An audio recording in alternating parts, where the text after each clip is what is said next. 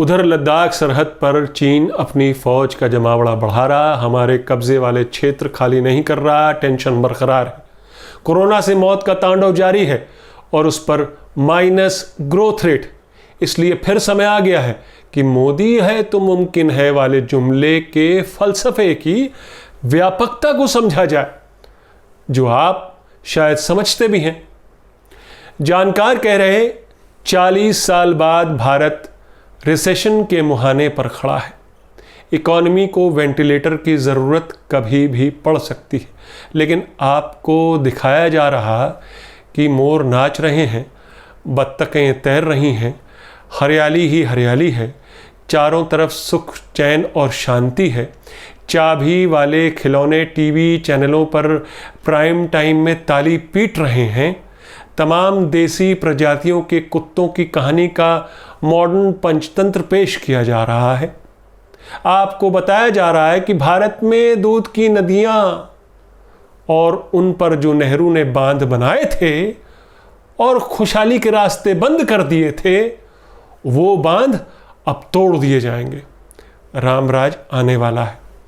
भारत माता की जय। लेकिन आज मैं आपको एक बड़ी खबर के बारे में बताना चाहता हूं, उसी पर चर्चा भी करना चाहता हूं। वो खबर जुड़ी है डॉक्टर कफील खान से, जिनको इलाहाबाद हाई कोर्ट ने जमानत दे दी है और तुरंत रिहा करने के आदेश दिए हैं। लेकिन उससे भी बड़ी खबर यह कि इलाहाबाद हाई कोर्ट ने डॉक्टर कफील खान के एनएसए कानून के तहत हिरासत में लिया जाना ही गैर कानूनी करार दिया।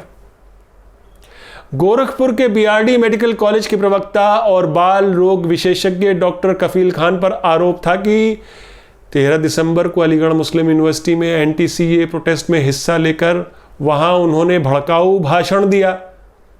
फरवरी में एनएसए कानून के तहत उनकी गिरफ्तारी हो गई, फरवरी में 2 महीने बाद।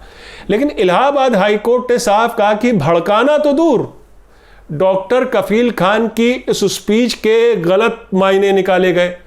वो तो राष्ट्रीय अखंडता और लोगों में एकता बनाए रखने की वकालत कर रहे थे। डॉक्टर कफील खान। नमस्कार, मैं हूं आपका न्यूज़ बाज प्रभात शुक्लू। मेरा आज का सवाल, क्या डॉक्टर कफील खान की एनएसए के तहत गिरफ्तारी साजिश का हिस्सा थी? अपने जवाब हां या ना में जरूर दीजिएगा।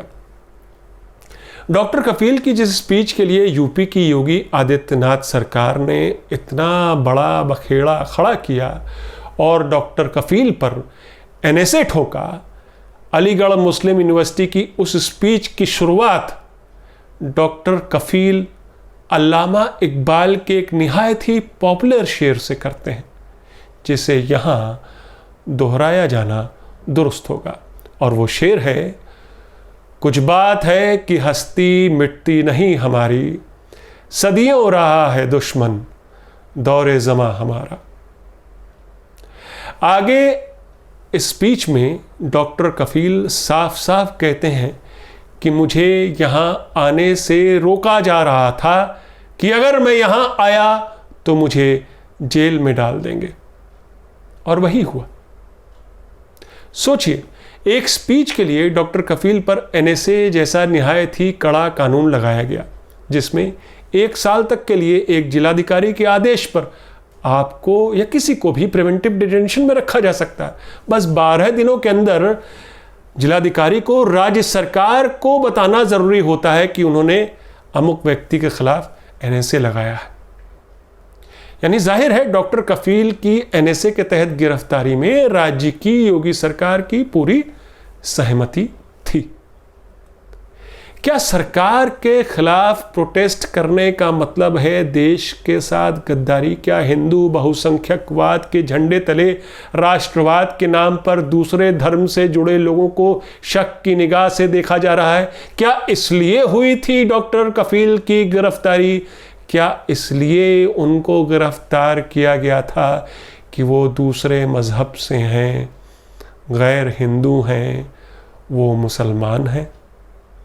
या फिर इसलिए भी क्योंकि डॉक्टर कफील ने सिटीजन अमेंडमेंट बिल के खिलाफ अपनी स्पीच में मोटा भाई का जिक्र किया था। मोटा भाई यानी गृह मंत्री अमित शाह। और इस संदर्भ में डॉक्टर कफील ने कहा था कि हमें बचपन से हिंदू या मुसलमान होना नहीं बल्कि इंसान होना सिखाया गया।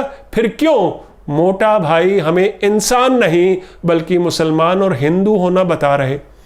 तो क्या मोटा भाई का जिक्र, डॉक्टर कफील की स्पीच में मोटा भाई का जिक्र यूपी की योगी सरकार को खल गया? डॉक्टर कफील की स्पीच में आरएसएस का भी जिक्र था। तो क्या योगी सरकार को इस पर आपत्ति थी, नाराजगी थी कि डॉक्टर कफील पर एनएसए ठोक दिए? लेकिन यहां पर अब यह जान लेना जरूरी है कि इलाहाबाद हाई कोर्ट ने अपने आदेश में आज क्या कहा।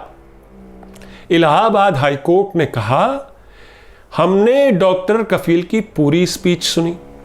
उनकी स्पीच सुनकर कहीं ये नहीं लगा कि अलीगढ़ की शांति व्यवस्था भंग करने का उनका कोई इरादा भी था, बल्कि वो तो अपने भाषण में किसी प्रकार की हिंसा को कंडेम करते हैं।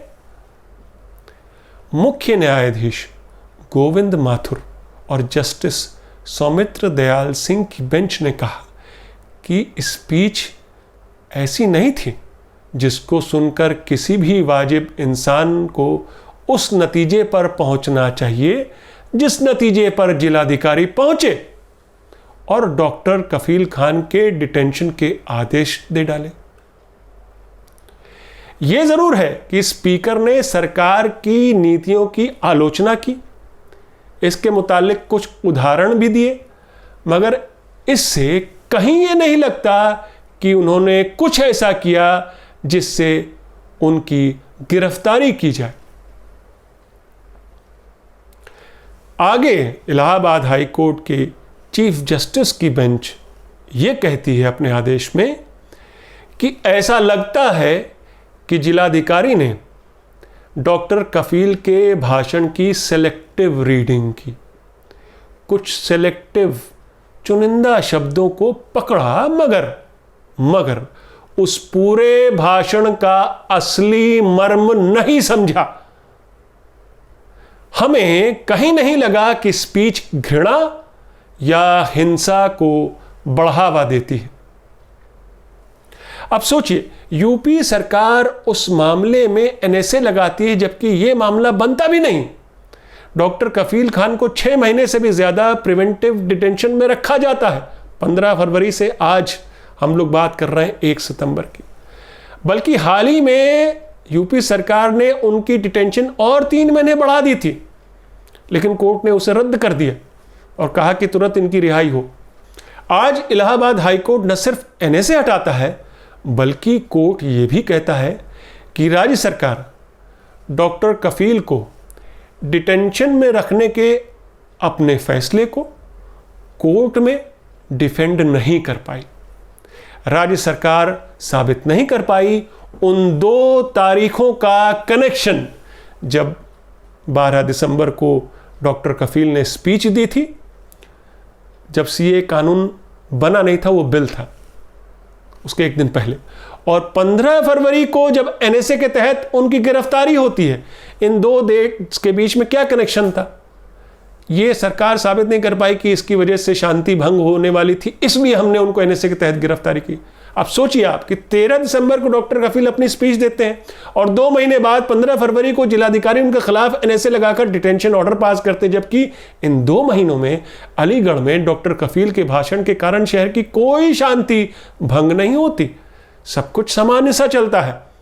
फिर ये 2 महीने के बाद गिरफ्तारी क्यों, वो भी एनएसए के तहत, इतने कड़े कानून के तहत, नेशनल सिक्योरिटी एक्ट के तहत। सरकार के क्या इरादे थे? क्या सरकार ने तंग करने की नीयत से डॉक्टर कफील को फिर जेल भेजा? अब ये फिर जेल भेजा मैं क्यों कह रहा हूं ये आप समझिए, और आप में से बहुत सारे लोग डॉक्टर कफील के पुराने केस के बारे में भी जानते होंगे।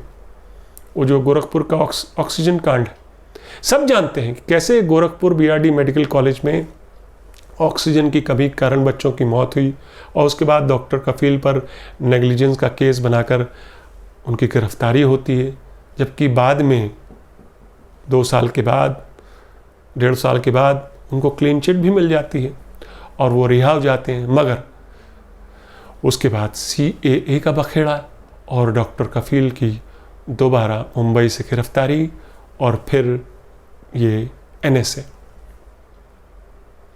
कह सकते हैं कि देर से ही सही, मगर डॉक्टर कफील को इलाहाबाद हाई कोर्ट से इंसाफ मिला।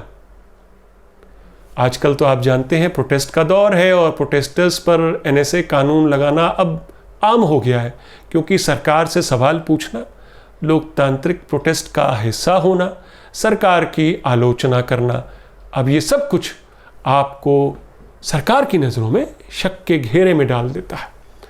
आप तैयार रहें कि वर्चुअल वर्ल्ड में भी, वर्चुअल मीडिया पर आपको घेरा जाएगा और वर्चुअल वर्ल्ड के बाहर भी आप पर कड़ी निगरानी रखी जाएगी, आप पर कड़े कानून लगाकर आपकी गिरफ्तारी की जाएगी।